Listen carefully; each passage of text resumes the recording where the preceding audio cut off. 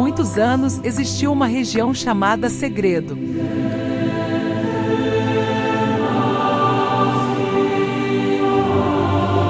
Ela estava localizada próximo ao Rio Jordão, que desemboca em outro rio, o Iguaçu, na região centro-oeste do estado do Paraná.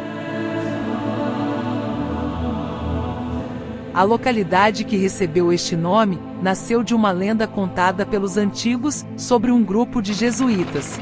Estes foram expulsos do Brasil em 1759 pelo rei Dom José I, durante a administração do então primeiro-ministro de Portugal, Marquês de Pombal.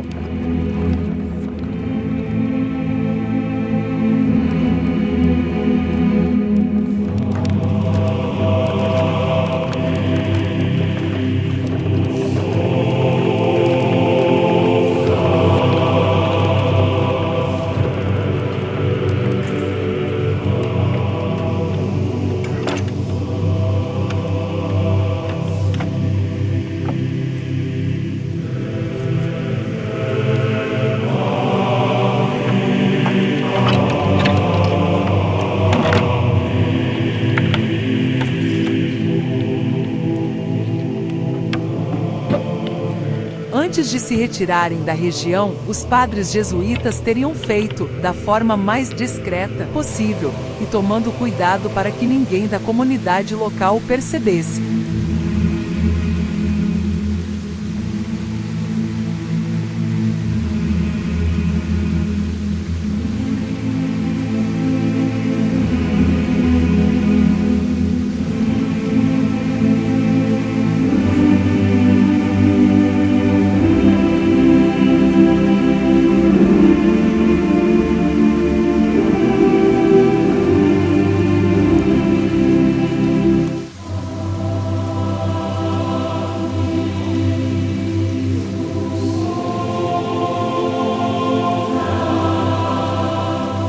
Reza a lenda que o baú só pode ser visualizado em noites de lua cheia, e se alguém se atrever a recuperá-lo, seria eternamente amaldiçoado. O infortunado que for amaldiçoado só será liberto se distribuir todas as pepitas de ouro que se encontravam no interior do caixão a outras pessoas, sem ficar com absolutamente nada. Procuraram esconder no leito do Rio Jordão, embaixo de uma das cachoeiras que lá existia, e preso por enormes correntes, um gigantesco caixão cheio de ouro. Este caixão estaria localizado onde as águas do Rio Jordão e Rio Iguaçu se encontram.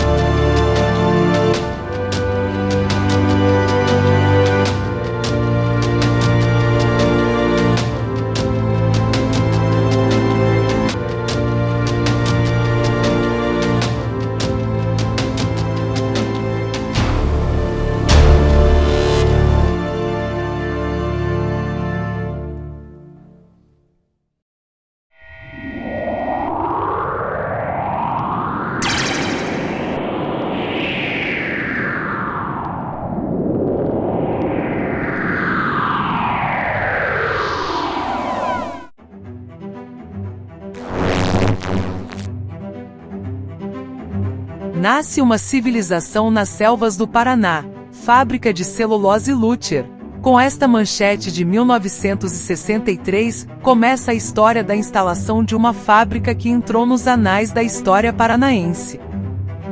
Frederick Lutcher Brown Wells, norte-americano, nascido em New Orleans em 1926, que virou empresário. Após minuciosas pesquisas realizadas na década de 50, decidiu implantar uma fábrica de celulose e papel na Fazenda Coqueiro, em uma pequena comunidade chamada Vila Segredo, na época Distrito de Paz, pertencente ao município de Guarapuava, localizada na região centro-oeste do estado do Paraná, na região sul do Brasil.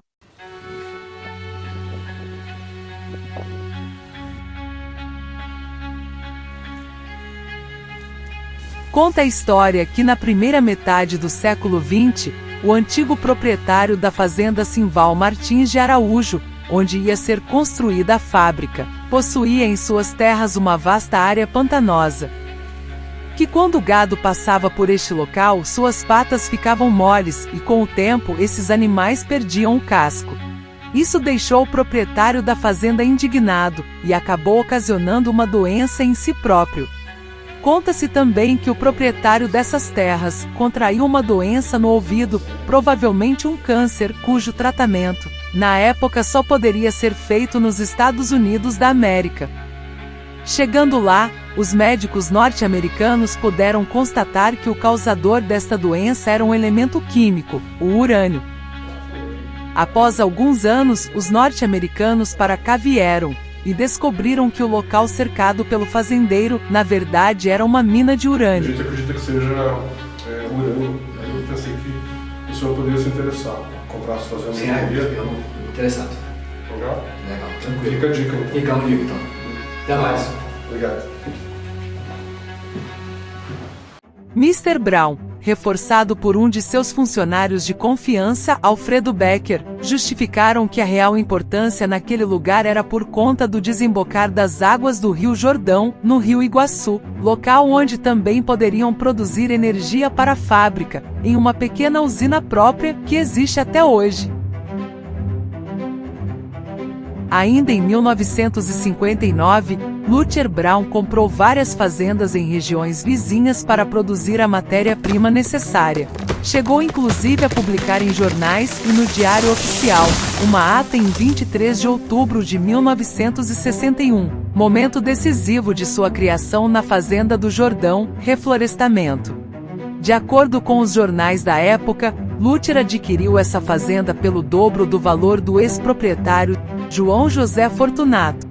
Este sim, o verdadeiro nome do dono das terras.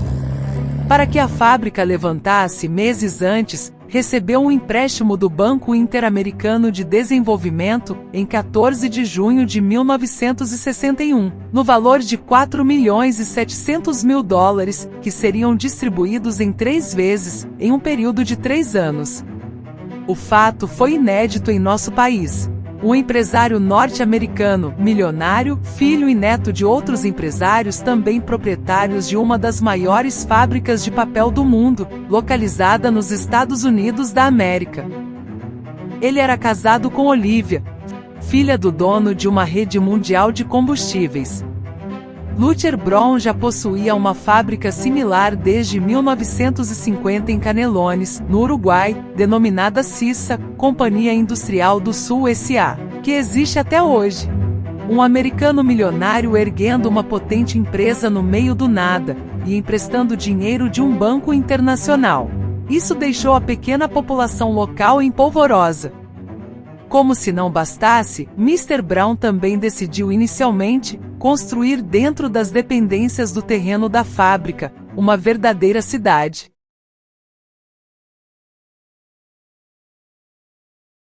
O pai reiniciou sozinho a indústria madeira Rio Negro depois da queima e estava numa dificuldade tremenda, sem saber o que ia fazer. Nessa ocasião apareceu uns uruguaios à procura de alguém que fizesse um lote de 100 casas pré-fabricadas para levar para Guarapuava. Aí o meu pai, com a experiência que tinha e tal, e a dificuldade que ele estava aqui ainda na reconstrução, ele sugeriu que as casas fossem feitas lá no local. Até então era meio os uruguaios, depois já apareceu o Lutcher, que era o dono de verdade da coisa. Então, eu estive nessa primeira viagem, eu tinha 16 anos, meu pai foi com a caminhonete com 8 carpinteiros em cima e um cozinheiro. E assim fomos. Nós chegamos no local lá em cima, que é próximo, uma encruzilhada que é próximo que onde foi construído depois as 6 casas de administração. Então nesse local era uma esquina. A estrada passava reto e descia lá para o local da construção das casas. Ali foi o ponto de parada. Foi descarregado o caminhão, montado uma barraca, um acampamento provisório. Foi alugada uma carroça para descer as madeiras lá para baixo, que era uma queimada só de toco. Uma queimada só de toco onde teria de ser feitas as casas. Foram feitas com alicerce de tijolo e tudo irregular, porque tinha alicerce baixo e alto, porque não tinha trator para nivelar o chão. As telhas nós transportava de Irati e de Guamiranga ou Guaramiranga, ali próximo de Ponta Grossa.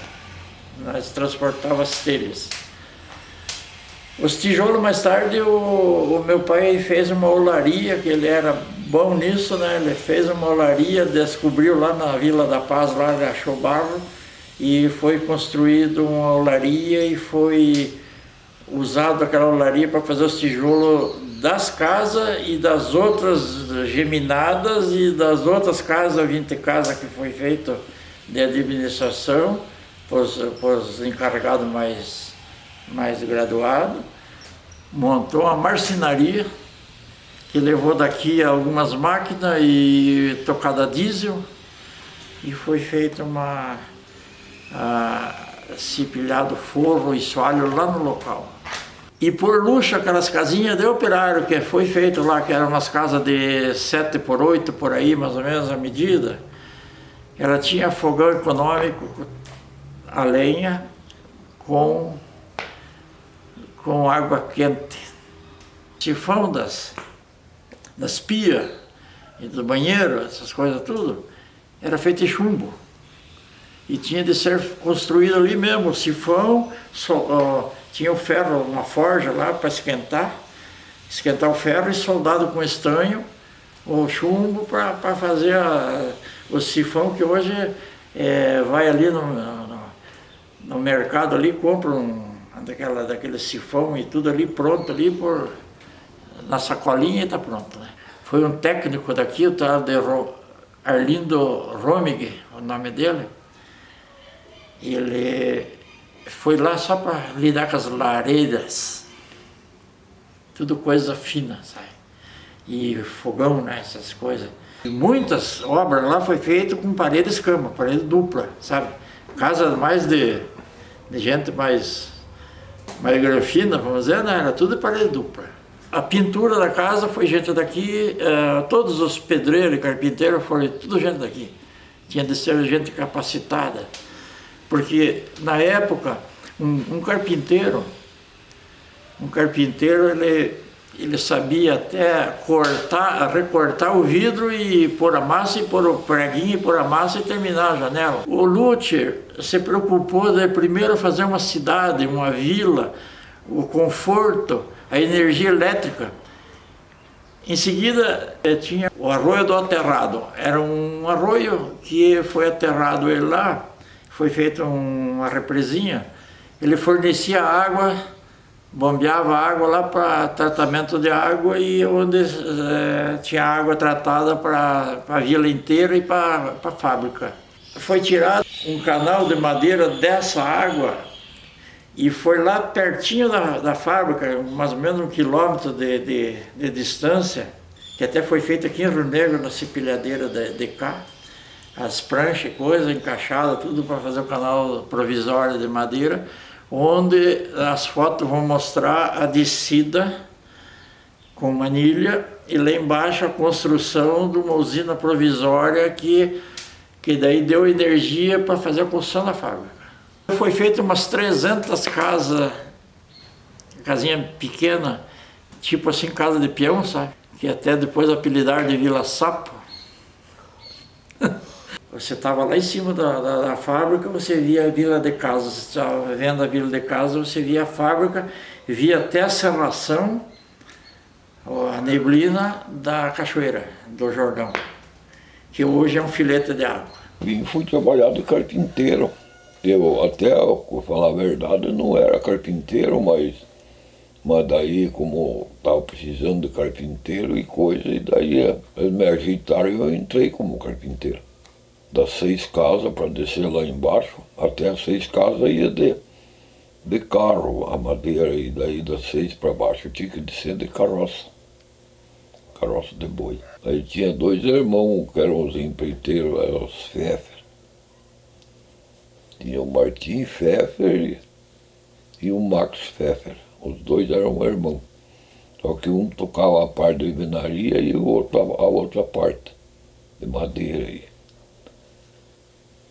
Daí eu passei a trabalhar com eles. Em 59, a Lútico adquiriu 25 F600, sendo 20 Jamanta, que na época chamavam Jamanta. Era um reboque de um eixo de 11 metros de comprido para trazer o pinheiro inteiro do mato para a fábrica. Eles tinham comprado na época 180 caminhões Chevrolet Brasil, daqueles que tem uma janelinha no canto da cabine, um Chevrolet bonito que saiu antes de ser o quadrado. Compraram 180, pintaram, veio todos pintados de cor de café com leite e tinha um número em cima da cabine, na cabeça da cabine tinha um número, de 1 a 180. Para identificar, e tinha tudo com carroceria de madeira, que até uma vez eles fizeram um embarque de celulose e veio quase os 180 caminhões, um batendo atrás do outro até chegar em Paranaguá. Compraram 6 Alfa Romeo, 6 Alfa Romeo que a caçamba tombava de lado. O Link Belt, ele tinha uma torre de 30 metros de altura. Ele erguia lá em cima a mercadoria que tinha. Então, o Link Belt veio encaixotado dos Estados Unidos. Aparece na foto lá ele aqui, ó, é uma casa. A cabine dele assim, ó, é maior que aquele caminhão lá. E cheio de engrenagem lá dentro. O operador não ia trabalhar no botão, ele tinha que trabalhar com as alavancas. E nesse jeito tinha de pegar vamos dizer, o cilindro cheio de concreto e levar lá no segundo andar, onde ficava segurando, abria-se uma comporta do cilindro, carregava naqueles carrinhos de pneu, desses pneus aí, que aparecem os carrinhos também, os caras abastecendo os carrinhos para fazer os concretos.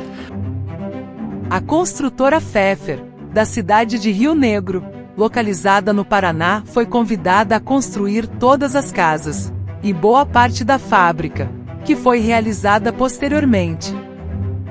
Até hoje mantém em seu acervo fotografias detalhadas feitas por Maximiano Pfeffer, de todo o processo de construção.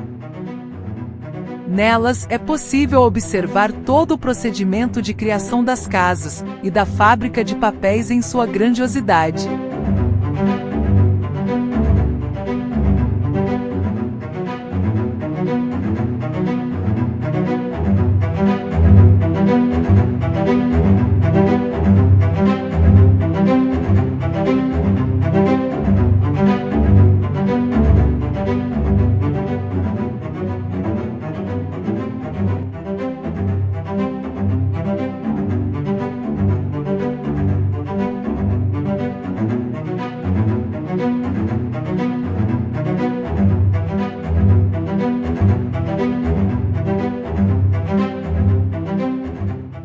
que as fazendas que ele comprou aqui, pelo amor de Deus, ali em Mangueirinha, Honório Serpa, Coronel Domingos Soares, praticamente era deles. As fazendas monstruosas, tinha muito pinhal, pinheiro gigante tinha lá. Fazenda São Bento, Fazenda Bom Retiro, Fazenda Lagoa, Fazenda Chupim. Muitas fazendas, mas cobertas de pinheiro, que o material que vinha para fazer o celulose era tudo de pinheiro.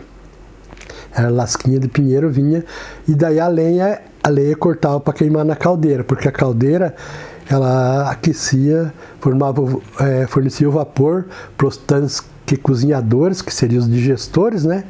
Tanque cozinhador, e tinha a turbina da fábrica que gerava energia, era tocada a vapor. Então tinha a usina da Tecnisa, mais uma usininha pequena ali, e a turbina da fábrica, e mais os grupos geradores tocados a diesel, que era motor monstruoso, grandão, né? Fornecia energia para as vilas, tudo. Depois que a fábrica funcionou, daí eu passei a trabalhar. Eu trabalhava na caldeira da queima do enxofre. A caldeira era para o cozinhamento do cavaco, que o britador, picador picava. Daí vinha por correia e caía nos tubulão muito grande, acho que de uns 100 mil litros ou mais, talvez. Daí aqueles cavacos caíam lá dentro, daí ia a soda derretida, que vinha do outro barracão para baixo, assim, e queimava o enxofre, daí aquele gás do enxofre também ia lá. Daí ele diluía tudo aqueles cavacos. Daí ela ia para uma correia muito grande. E daí ia indo e ia secando. Aí ia para uma prensa. Era prensado. Prensado, aí fazia fardo nessa altura, 50, 60 quilos. Aquela máquina que fazia o fardo, empurrava ela ali. Daí tinha os caras que amarravam aqueles fardos com arame. 2 arames ou 3. Quando o fardo era maior, era 3. Quando mais pequeno, 2. E daí já o fardo saía para frente, aí ia numa carregadeira pequena, ia fazendo os estoques dentro. Pioneira na região, a Luther trouxe milhares de empregos diretos e indiretos, proporcionando ao local um crescimento assustador. Todo aquele movimento em meio à mata impressionava a todos. As ruas de acesso ainda eram de saibro, mas rapidamente o asfalto foi surgindo.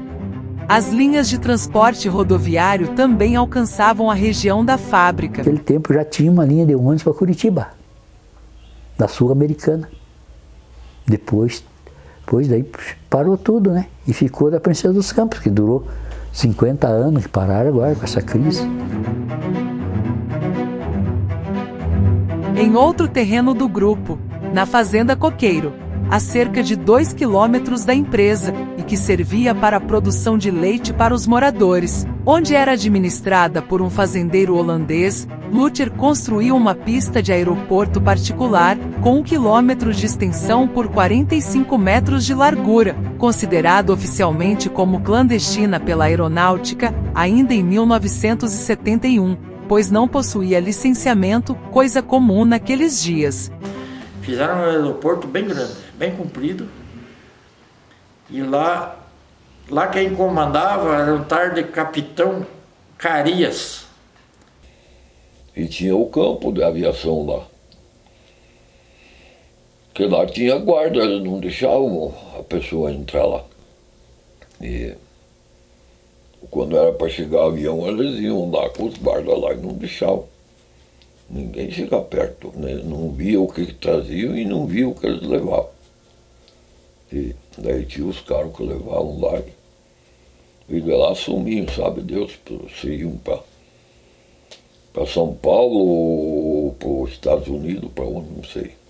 Com um plano urbano bem distribuído e cerca de 300 casas para operários, sendo algumas germinadas para o pessoal administrativo.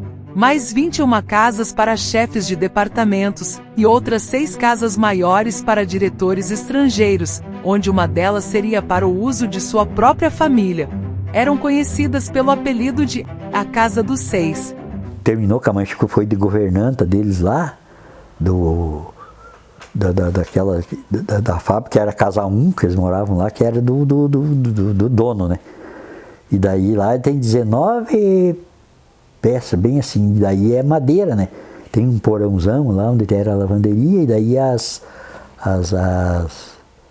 os falhas, uma tábua de branca, assim, tipo marfim, e outra de embuia, sabe? Uma preta e uma branca, desse tipo. Eu vivi 22 anos lá. 22 anos. 22 anos. A senhora trabalhava lá? Trabalhava lá. Era muito bem. Os donos mesmo, eles eram muito bons, muito queridos. A gente tinha tudo com eles lá. Depois eles saíram, foram embora, mas ficou os outros. Então entrava uns trabalhadores, aqueles trabalhavam um pouco, já passavam para outro passava para outro, e assim ia indo. Até que eu entrei por 15 dias e fiquei 22 anos. Eu que quis ficar 15 dias, mas eles não me deixaram mais. Depois que eu fiquei os 15 dias, eles não me deixaram mais eu ficar. Eu tinha que ficar daí. Porque tinha que ficar para cuidar da casa, fazer a refeição para eles quando vinham, porque eles vinham lá de vez em quando. É o povo que vinha de fora, eu atendia, então, porque vinham, daí ficavam talvez 2, 3 dias, então a gente tinha que cuidar deles. Mas vinha muita gente, às vezes vinha 10, 12 pessoas, ficavam um dia, 2 e daí iam embora. E ficavam lá, só eles faziam a refeição lá e daí iam lá para baixo, para a fábrica.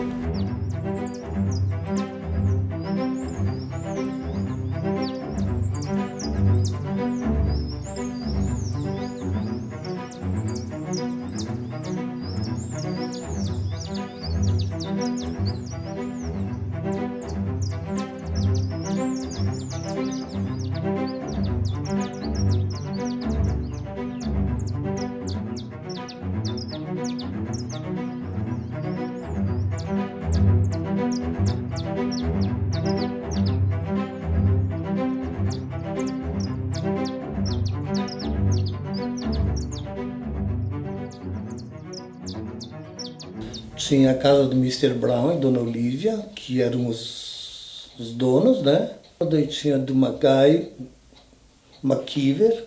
Essa casa a gente frequentava muito porque ele tinha 2 filhas, a mais velha tinha a minha idade. Nós estudávamos juntos. E de todos era a única que tinha piscina, então a gente passava as tardes sempre lá.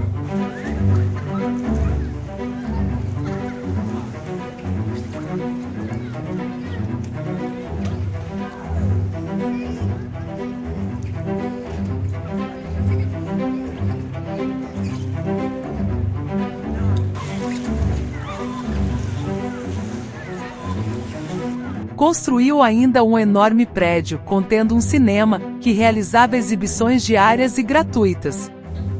Tinha cinema, projeção todas as noites, tudo era de graça ali, a gente não pagava nada. Sempre íamos ao cinema, assistir lá o Zé do Caixão, que mais impressionou. Íamos ao cinema, sim. O melhor cinema que passava em Curitiba, passava para nós lá, ia pela Princesa dos Campos. O Lúcio, eu vi ele uma vez na frente do cinema, que ele foi lá, cumprimentou todos, a gurizada, que nós ia trocar gibi na frente do cinema. Era a época, tinha esse hábito, né? E assistir matinê. A portaria do cinema não tinha ninguém assim para cuidar, era aberto. Só tinha quando tinha algum filme que era proibido para menor, mas não era filme como vocês imaginam hoje. É só porque tinha Brigitte Bardot, tinha a Sofia Loren, pronto, já era proibido para as crianças. Mas mesmo assim eu não deixava de ir, né? Eu dava um jeitinho, isso era fácil para mim. Eu ia todos, se eu passasse 10 vezes no cinema, eu assistia 10 vezes. Filme de primeiro mundo, a gente naquele tempo gostava muito de Bang Bang, né? Mazarop, troço, e todo dia tinha filme diferente, ninguém pagava. E tinha 2 máquinas de passar filme. Arrebentava também o filme, que naquele tempo, e eles não cobravam nada. E daí, esses filmes aí, muitos filmes que passam até hoje, assistia aquele tempo. E o que acontecia? Não tinha, enchia tanto de criançada, de piazada, naquele tempo passava o Cantinflas, passava o Mazarop, passava o Jerry Lewis, passava todos esses filmes. E passava aqueles Bang Bang, né? Django, aquelas outras coisas, tudo. A piazada adorava, né? Ia lá, eu vinha dali e assim, passava de noite, ia lá, tinha um porão embaixo que funcionava a escola. E em cima era o cinema. Entendi. E daí aqui em cima tinha uma parte mais alta que funcionava as máquinas. Mas era grande. Sim. A tela é uma tela enorme, é igual essas aí mesmo. Enchia, daí o que acontecia? Nós, como eram os mais pequenos, nós sentávamos no chão, na frente, para assistir. E daí, na entrada do cinema ali, tinha uma lanchonete, tinha sorveteria, tinha essas coisas, tinha barbearia, essas coisas tudo. E o próprio cinema também era, e daí era clube. Por exemplo, de vez em quando eles faziam baile, né? Faziam baile, mas daí era para o pessoal já mais da elite, né? No porão do mesmo prédio também servia de salão de festas, onde ocorreram vários jantares, churrascos e festividades variadas.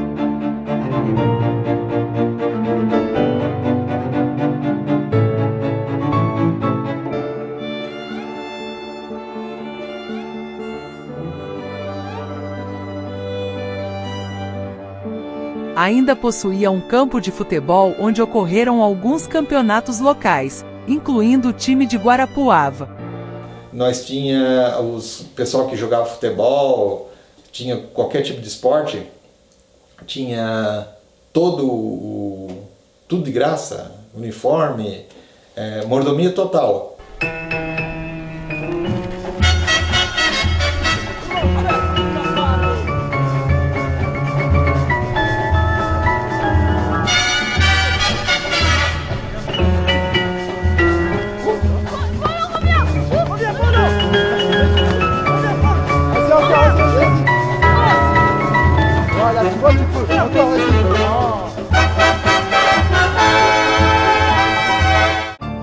Uma igreja onde foram realizadas algumas missas.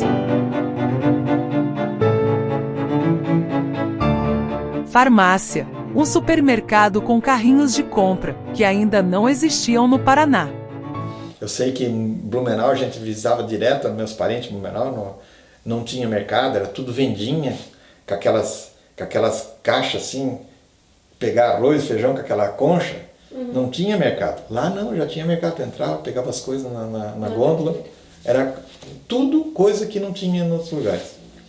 Supermercado era supermercado como são os atuais. Com gôndolas, produtos separados, carrinho, açougue. Guarapuava naquela época não tinha mercados assim. Aqui tinha vendas.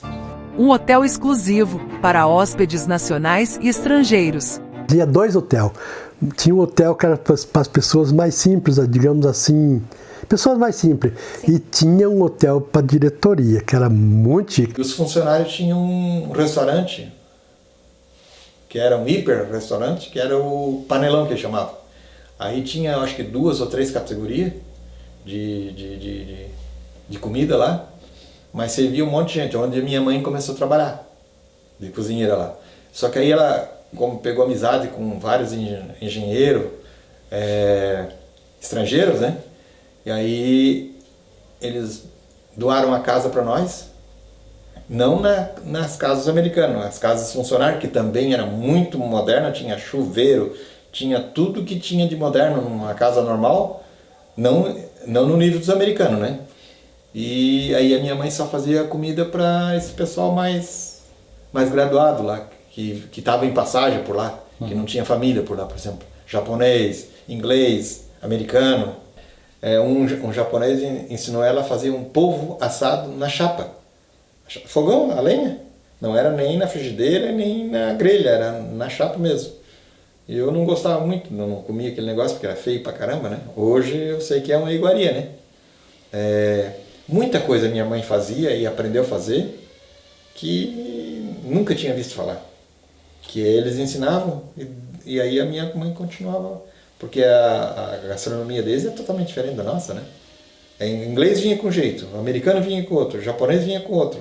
Aí tinha outro, tinha holandês também, entendeu? Eu tinha um consultório numa das 20 casas, mas eu também tinha consultório no Segredo, que antigamente chamava-se Segredo aí, e fazia o expediente aí. E na Lúcia nós estávamos em 2 dentistas. E uma pequena usina de energia elétrica própria, que produzia iluminação pública para as ruas e casas do local. Ainda possuía uma enorme oficina e muitas máquinas de terraplanagem. Um verdadeiro paraíso em meio ao sertão paranaense.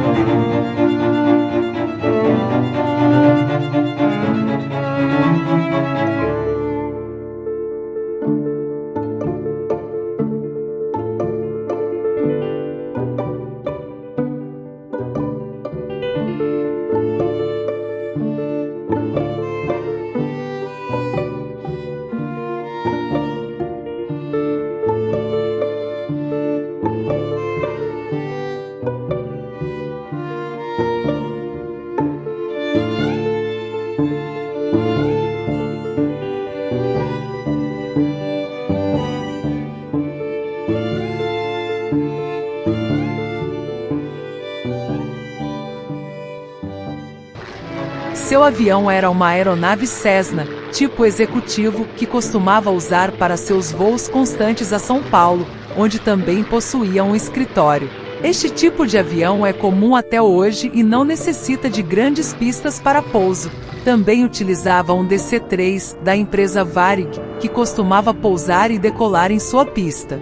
O DC-3 foi bastante produzido na Segunda Guerra Mundial e, por consequência disso, seu preço usado ficou bem convidativo para empresas de aviação e particulares.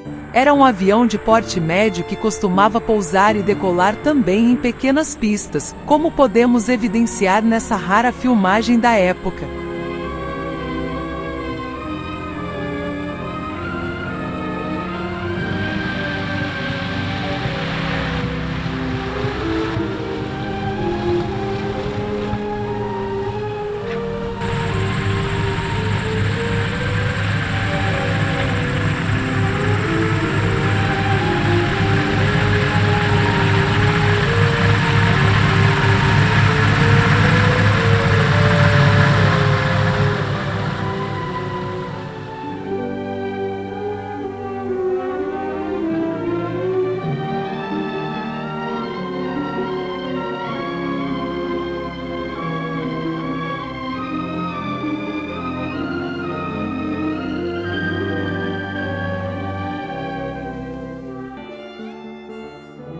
A escola, a princípio, ficou localizada no prédio do cinema e posteriormente ganhou uma construção própria. Mas, para irem à escola, os filhos de funcionários e filhos de moradores de Segredo seguiam por uma trilha a princípio perigosa, pois aventuravam-se em meio a cobras, aranhas e escorpiões que atravessavam seu caminho, sem contar rugidos de animais selvagens, que viviam nas redondezas e na própria fazenda. Cascavel nós encontrava várias para ir para a escola, quando vinha da escola. Colégio era bacana, apesar que eu não estudava porque eu tinha que trabalhar, mas meu irmão, minha irmã estudaram no colégio Olívia Abrão, que o colégio era dela. Ela que mandou fazer o colégio e ela que administrava tudo. O professor Carlos Alberto Milasso veio do Rio de Janeiro. especialmente convidado por Mr. Brawl para ser o diretor da escola, que recebeu o nome Olivia Luther Brawl, oficialmente reconhecida pela Secretaria de Educação de Guarapuava. A dona Mary era mulher do Carlos Milazzo. Ele era professor de português e ela era professora de inglês. Ela chegou a ser minha professora.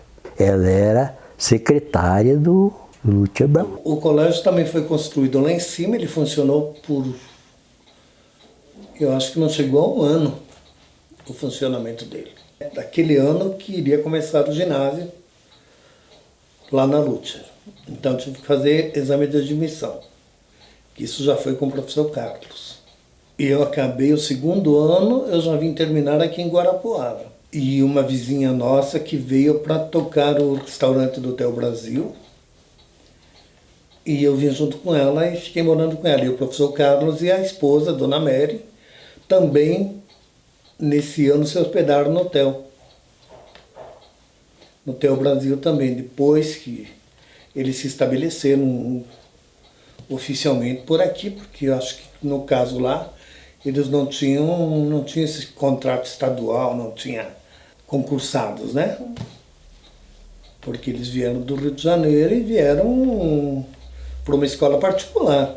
Eu comecei a conhecer e a participar da vida da Luther S.A. Celulose e Papel, aqui na região de Guarapuava, e os meus contatos foram com a dona Olívia, porque era ela quem cuidava das atividades sociais e educacionais da empresa. E recebi dela o convite para vir para cá, já que eles pretendiam, naquela época, ampliar o sistema educacional da empresa, que até então funcionava com o antigo curso primário. Na década de 70, a preocupação com o controle de poluição ainda não existia. Não se falava em preservar o meio ambiente e, em consequência, a fábrica Luther produzia por 24 horas uma fumaça perigosa. Por conta do ácido utilizado na produção, corroía a frota de caminhões que acabavam perdendo, antes da hora, metade de sua vida útil. A respiração para os moradores também era difícil, e as plantas da região tornavam-se amareladas e secas. Isso exigiu que Mr. Brawl adquirisse para a fábrica enormes canos de aço inox, para não ficar no prejuízo.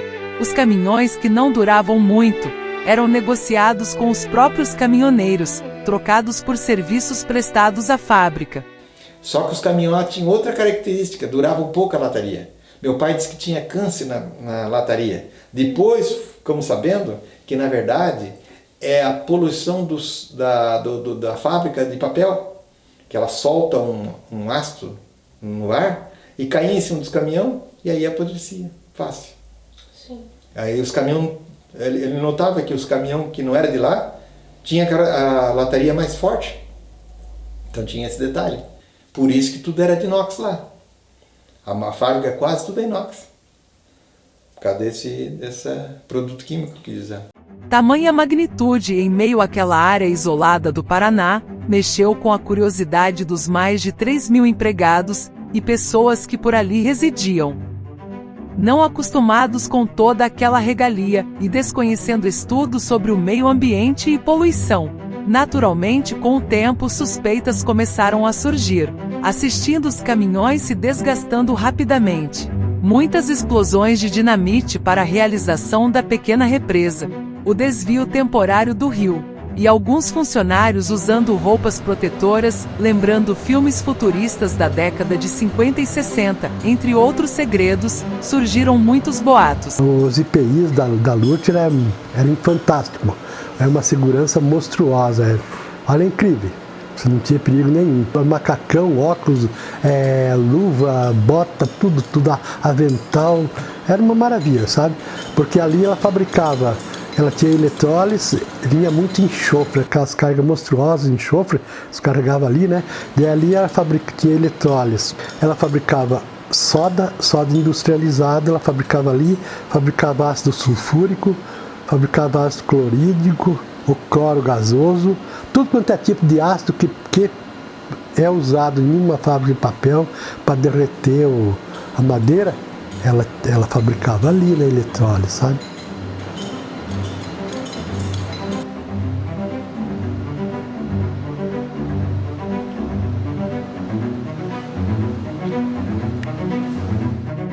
O desvio momentâneo do rio também causou estranhamento.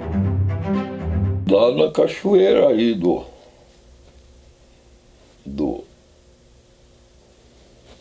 Jordão que cai no Iguaçu, ali eles também tinham uns negócios que a gente não sabe o que aconteceu. Eram os americanos que eles falavam na língua deles, a gente não entendia aí. Então eles iam lá e tinha os caras que trabalhavam lá, mas era escolhido os caras que estavam lá dentro. Lá iam lá. Então lá eles mudaram, o salto era aqui, eles mudaram para lá, detornaram lá e coisa, fizeram a outra saída e soltaram água por lá e aqui meio secaram. Tiraram as coisas deles, perfuraram aquela parte que eles tinham feito o concreto, essas coisas, e arrebentaram tudo de volta. E soltaram a água para o mesmo lugar que estava. E ficou quase do jeito que estava. Então ali o carculo alguma coisa tinha, mas a gente não sabe o que era. Um túnel subterrâneo que interligava a fábrica a uma das 6 casas. Minas clandestinas onde ocorriam mineração de urânio, ouro e até pedras preciosas, que seriam transportadas clandestinamente. Tudo feito às escuras, usando a produção de papel como escudo protetor das atividades ilícitas, verdadeiro propósito da fábrica naquela região isolada, diziam. Contam, né, que diz que tinha um túnel, né, daquela casa 1, que eram 6 casas, né. A casa 1 diz que era interligado na fábrica, mas isso é só história. Minha mãe viveu a vida toda lá. Ali tinha uns túneis que não sei o que tinha dentro daqueles túneis, que eles não deixavam entrar. E esse daqui, nas 6 casas, tinha uma escada que descia, mas era manso, não era a pique para baixo. E descia e entrava lá para dentro, agora onde ia, não sei. E aquele lá da fábrica não tinha escada, era um buraco assim, daí tinha que pôr uma escada para descer lá dentro do túnel. Era assim. E lá sei que naquele túnel lá de baixo, esse eu sei porque eu vi, que pegou fogo, a turma estava pintando lá. Daí tinha o fio do Tarde Bastião que bebe, que é o único que morava pro lado do Jordão, naquela época. Era esse Bastião que bebe. E o filho dele que morreu. Então eles diz que estavam pintando lá dentro, lixando e pintando. E explodiu lá, daí, certo, com a força, com a pressão lá de dentro, jogou eles para fora lá. Uns ficaram na boca dentro, assim, outros jogou para fora. E dois ou três parece que morreu. A mina que eu ia brincar lá clandestino, que eu não entrava pela portaria porque tinha uma segurança incrível, mas entrava por uma pedreira lá. Só tinha acesso por uma pedreira e um banhadão. E um dia eu tive que sair pelo banhado, correndo, porque eu e todas as crianças, né? Porque o segurança queria matar a gente lá. Atirava mesmo. Nós não chegamos nem a ver eles, porque eles gritaram e começaram a dar tiro. A gente não viu se atiraram em nós, se atiraram para cima, porque a gente não ia parar para ver, né? E nós éramos gatos para correr, então nós éramos umas lebres. Eu no mato, um dia estava meu irmão, eu arrastei meu irmão por dentro dos pântanos assim que, imagina, se arrebentamos todo. Naquela vez que eles viram nós, eles atiraram. Não sei se foi para assustar ou não, só que nós agarramos, nós pegamos banhado, foi a coisa mais feia do mundo. E o risco de cobra também, tinha muita cascavel na época. Chegou a contar para os teus pais, por exemplo? Não, não, a gente não contava de jeito nenhum. A mina, a única coisa que a gente via na mina, que a gente brincava com aqueles vagonetes lá, empurrava os vagonetes e depois subia em cima para descer em cima, né, no caso, pegar carona com o vagonete. Na época tinha muita pedra quartzo, né, que a gente via. Tinha de várias cores, azul, branca. Isso é uma coisa que chamava atenção. Inclusive eu levava umas para casa de vez em quando, mas não sumiu, né, com o tempo desapareceu. Mas era o que tinha de interessante na época que a gente achava era essas pedras quartzo. Meu pai trabalhava na pedreira, porque na pedreira eles quebravam a pedra mais miúda e jogavam para ir para o britador para fazer a brita, para aproveitar na fábrica, né? E daí dentro no meio da rocha surge aquelas cristal de rocha, né? Sim. Muito bonitinhas, às vezes tem pedra roxa, às vezes tem branca, e daí dava naqueles cristal de rocha, e as pedras eram bonitinhas. Daí a dona Olívia Bron mostraram para ela que achava no meio da rocha aquelas pedrinhas dela, pediu. Quando achassem uma boa quantia, ela queria que dessem para ela, que ela queria fazer montar uma gruta na casa dela em Montevidéu e queria fazer com aquelas pedrinhas. Conclusão, foi tirado aquelas pedrinhas, daí foi encaixotado e botava no meio de serragem para não machucar uma com a outra. Daí ia para o aeroporto, o avião pegava ali e levava. Lá muitas vezes levou para Montevidéu. Falaram que estavam transportando areia monazita, sei lá que diabo, urânio, que diacho, e era essa dita pedra. Mas 1 ou 2 vezes por mês nós fazia 50, 80, até 100 ou mais caixas. Então tinha umas mais pequenas, outras maiores, mas não era muito fundo assim. Era mais ou menos 50 por 30, o 25 mais ou menos por 30 também. Mas com 2 pregos era suficiente para segurar a tabuinha. E eles mandavam pôr 5 ou 6 pregos bem pregados. E daí depois eu cansei de ver eles pegando essas caixinhas e levando para ir para o avião. E além de que nós pregava bem pregado, ainda era amarrado com arame por cima. Mas o que era que tinha dentro, eu não sei, porque eu nunca vi nada, o que tinha dentro.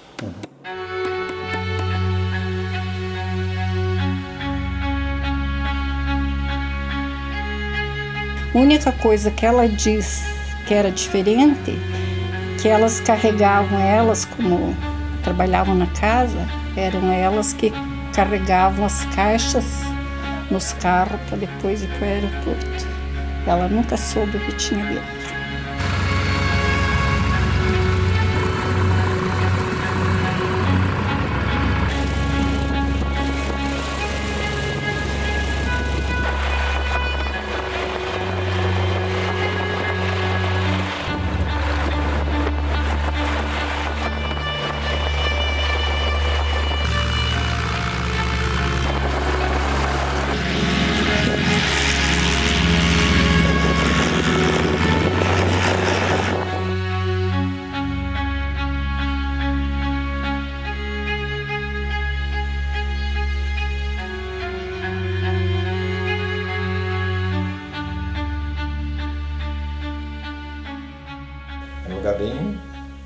Bem complicado, mas tinha uma segurança como se fosse um lugar assim que não podia ser só uma fábrica normal, porque tinha uma segurança fora do comum. Você não podia, só entrava clandestino, álcool, não podia ter um canivete, não podia ter uma arma, não podia ter nada. Tinha um controle incrível. Mesmo assim, porque tinha muita gente diferente, de tudo que é tipo do Brasil, dava brigas. E às vezes dava morte, mas também era dali, ninguém ficava ali mesmo, sabe? Era um troço bem controlado. Era uma espécie de área 51 americana ali. Para vir de lá da Lute, tinha guarita, daí para vir pela estrada não passava.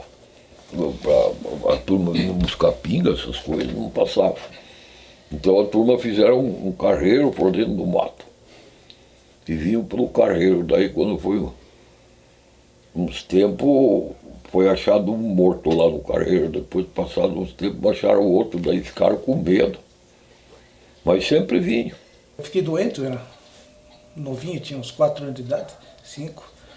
E precisou me levar para Guarapuava, né? Dei um compadre do pai, foi dirigindo uma Kombi. Quando nós fomos sair da Lute, fomos barrados, né? E todo mundo teve que descer para fazer a revista, né, da Kombi, né? Ver se não achava nada, certo? Alguma coisa assim. Ou era procedimento normal deles também, né? E depois que viram tudo, liberaram e eu segui para Guarapuava para fazer exames, né? Tinha um tubo enorme lá, era um tubo enorme. E tava vários funcionários que eu não lembro, foi inesquecível porque foi muito triste essa parte. E eles estavam soldando dentro desse tubo e houve uma explosão, aí foram tudo carbonizados.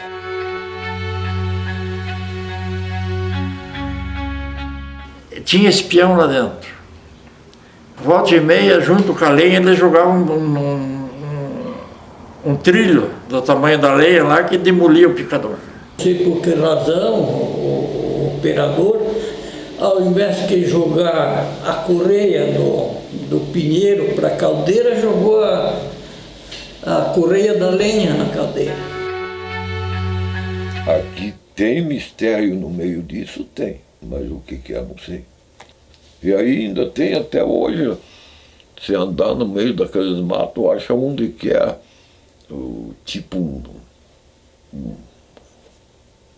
uns quadrados feitos de pedra e às vezes tipo com cobertura também de pedra e já não sabe para que serviu aquilo, essas coisas. Estes fatos só ajudaram a levantar mais suspeitas sobre o que vinha ocorrendo nos corredores da misteriosa fábrica. Teve esse problema veio o Exército, Polícia Federal na época, de São Paulo, Brasília na época, vieram de avião e embargaram toda a fábrica com suspeita de, no caso, eles falaram que era coisa de imposto, outras coisas, inventaram outras coisas, mas aí começou a surgir esse negócio do urânio, que na verdade a fábrica era fachada para levar urânio para os Estados Unidos. E tinha uma suspeita que eles levavam com um avião, que era um avião DC-3 na época, que era do dono, que ele ia quase todo dia para São Paulo na casa dele, só que a versão era que tinha mais avião com a mesma matrícula que não ia para São Paulo, ia para os Estados Unidos com esse urânio. Umas caixas de madeira que muita gente teve acesso a essas caixas, eu não tive, mas tinha acesso a essas caixas, mas não sabia que tinha dentro. Então aí que estava o segredo do segredo, era essas caixas, né? O exército de Guarapuava teve lá e arrombou o avião da Lute, era um Cessna, para encontrar minério, encontrar alguma coisa. Eles encontraram costaneira de pinheiro. O que eu lembrei que contavam que tinha muito ouro lá, mas eu nunca vi nada. Nunca vi. A Luther e o Banco BID chamaram Araújo de volta aqui para desmontar a eletrólise, tirar essas troços caríssimos que tinha, ouro e mercúrio, esse material, e guardar na caixa forte da Luther em São Paulo, que ela tinha escritório em São Paulo, tinha tudo lá para levar para lá. Então Araújo desmontava aqui e botava umas caminhonetes grandona, bem fechada, e levava para guardar em São Paulo.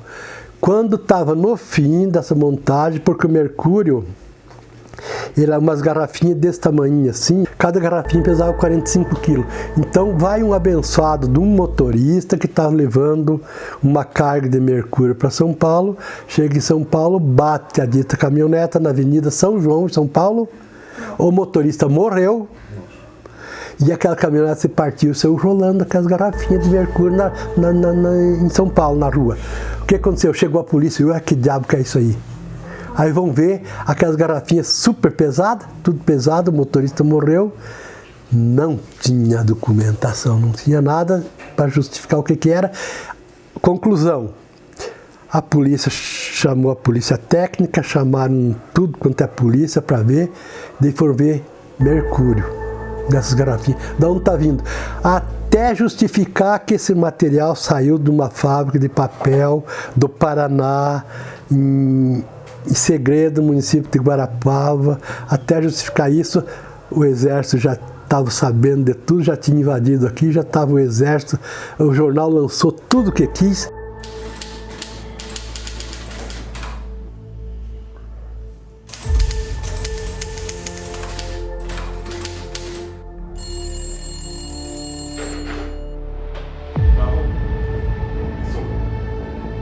A imprensa, na época, começou a publicar tais histórias como se fossem verdadeiras, salientando nas manchetes mineração de urânio e extração de água pesada, o que acabou levando o governo federal e a polícia estadual a realizarem uma investigação sobre o caso.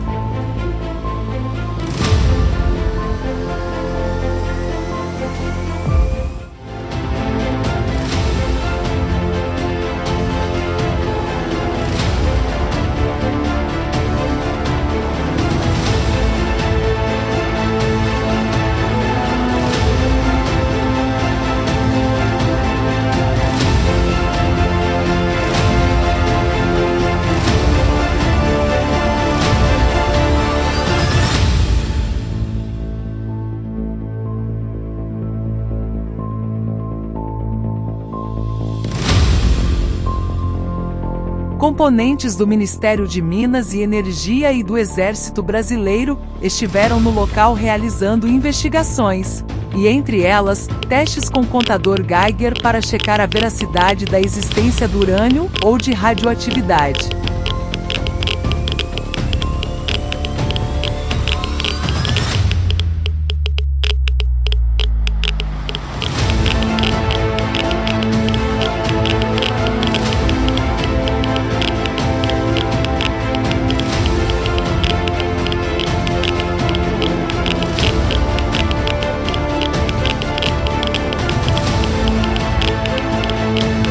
De acordo com documentos oficiais secretos da Aeronáutica da 4ª Zona Aérea, de 8 de junho de 66, agora liberados, suspeitava-se que Mr. Brown realizava contrabando de minerais estratégicos.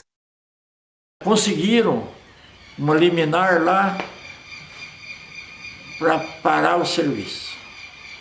Por causa de falta de pagamento, por causa do boicote do banco, né, interamericano. Eles fizeram 4 serrarias. Uma esquerda, uma direita, uma esquerda, uma direita. Num pavilhão só. E puseram 60 caminhões para puxar tora. E daí começaram a fazer tabuado, tora, e as pontas da madeira com nó, a costaneira, essas coisas, ia direto para fazer papel, celulose. E eles iam se safar da dívida serrando a madeira.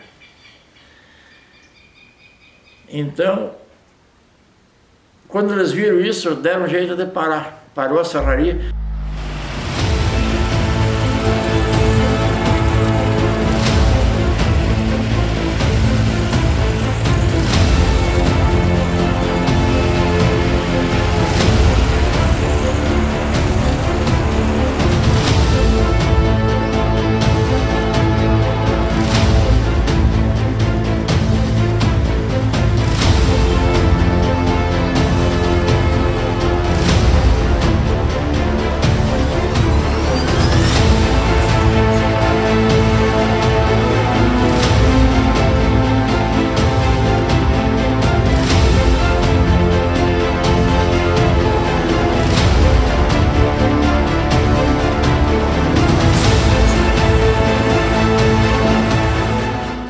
Fiz muitas viagens lá na Lutcher, porque sempre tinha notificação de uma coisa e de outra, né? Muito trabalho, né, a justiça, né?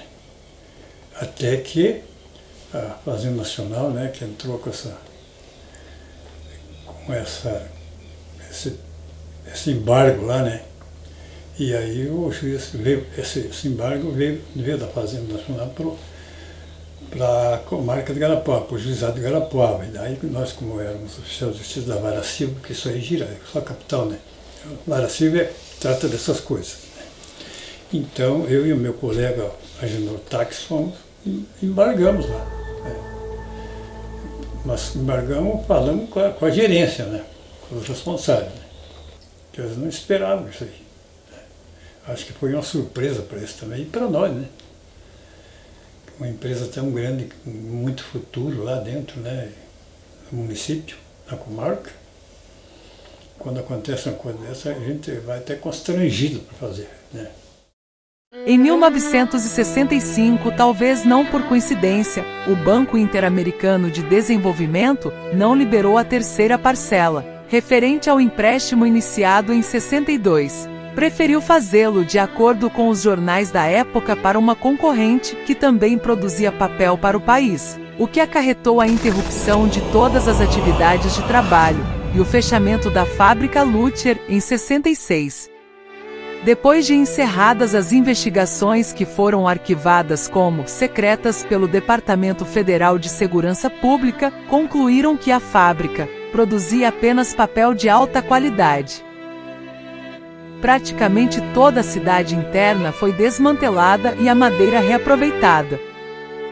As tábuas da igreja, por exemplo, transformaram-se em uma residência e um estabelecimento comercial na atual cidade de Foz do Jordão, antiga Segredo. Sobraram apenas o prédio da fábrica vazio, a pequena usina e umas poucas casas. O mato praticamente tomou conta de tudo. Hoje, apenas a produção de energia elétrica é mantida pela empresa Rio Jordão Papéis, pertencente ao Grupo Trombini S.A.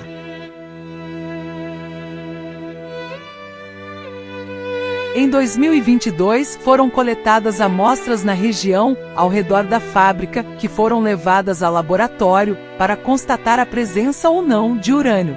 Nosso mundo natural é naturalmente radioativo, então todas as rochas e solos possuem radioatividade natural. Essa radioatividade provém de alguns isótopos, vários na verdade. Os principais são o potássio 40, o tório 232, que é pai de uma série radioativa, e o urânio 238 e o urânio 235, que também são pais de séries radioativas naturais. Então eles decaem em outros nuclídeos que também são radioativos. Então, no tempo da formação da Terra, os materiais já tinham essa radioatividade, né? Então, naturalmente, nós encontramos radioatividade no solo, nas rochas. Nós fazemos medidas de radioatividade de materiais, diversos materiais de origem geológica também, solos, sedimentos e rochas. E nós fizemos a análise do solo, tanto da frente da fábrica do Lutcher, quanto no terreno de fundos e também de sedimentos, 2 amostras de sedimento de rios do entorno da fábrica, e encontramos que os níveis de radioatividade são equivalentes aos naturais encontrados em áreas de preservação e floresta.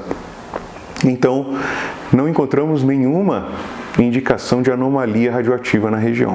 Que a Lutcher era uma companhia que estava fabricando bomba atômica aqui no Brasil? Não é possível fazer uma bomba atômica, não existe indicação de mineralização e as quantidades são realmente como as áreas de floresta ou as áreas de preservação. Não tem uma indicação de anomalia. Então não é possível.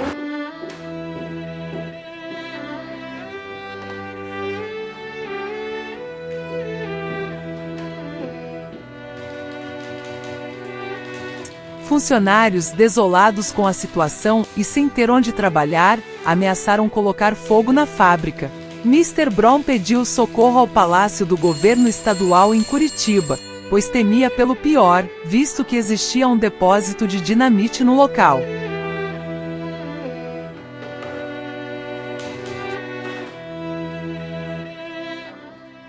O governador, percebendo a magnitude do problema, acionou seu contingente policial mais novo, a Companhia de Operações Especiais da Polícia Estadual do Paraná, criada com o propósito de conter manifestações e confrontos descontrolados. Um contingente da Polícia Militar acabou permanecendo por lá, e isto se estendendo por alguns anos, pois também começaram a surgir nas fazendas da Lutcher grileiros interessados no roubo da madeira produzida pela fábrica.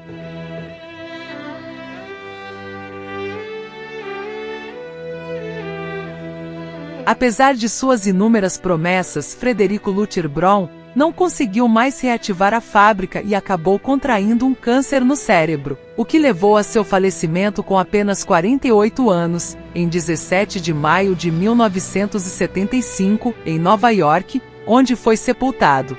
Depois de 25 anos de encrenca, o Lutcher já tinha morrido, e o filho dele estava velho, com 45 anos, de cabeça branca lá. Eles ganharam a questão. Daí resolveram vender a madeira, pinheiro em pé.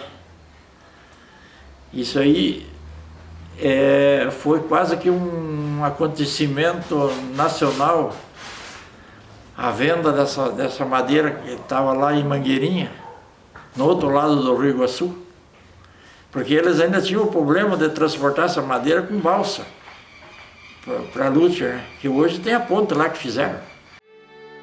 Agora existem apenas a nostalgia e, na memória, as lembranças de um paraíso futurista que existiu momentaneamente no meio da selva paranaense. Era um lugar assim que a gente tinha aquele controle, mas tinha um conforto por esse controle, né? Só que ali tinha movimento e chegava ao fim do mês, o dinheiro era garantido. Nunca atrasou pagamento, toda a vida foi em dia. E tinha muito movimento. Agora que a gente entende o que era aquilo. Quando era criança, para mim aquilo lá era a brincadeira, ia a pé todo dia para o colégio lá, 3, 4 quilômetros, voltar a pé, a piazada, brincando, indo para os matos, andando para aqueles carreiros, aqueles troços, e a pé, e pegando carona com os caminhoneiros. Então, para mim era a maior diversão. Faz parte da história, né, Guarapuava. Eu até penso que se não tivesse ocorrido a interrupção desse projeto da melhor celulose do mundo, Guarapuava teria dado um bom salto na industrialização, porque em consequência de uma grande empresa, você sabe que ela reúne outras pequenas atividades ao redor dela, como isso é comum em todas as atividades de grandes empresas, para onde acorre uma imensa quantidade de pessoas. Eu acho interessante porque foi muito interessante aquela época. Se a Lutcher tivesse continuado, não tivesse parado, o progresso nessa região teria sido outro, né?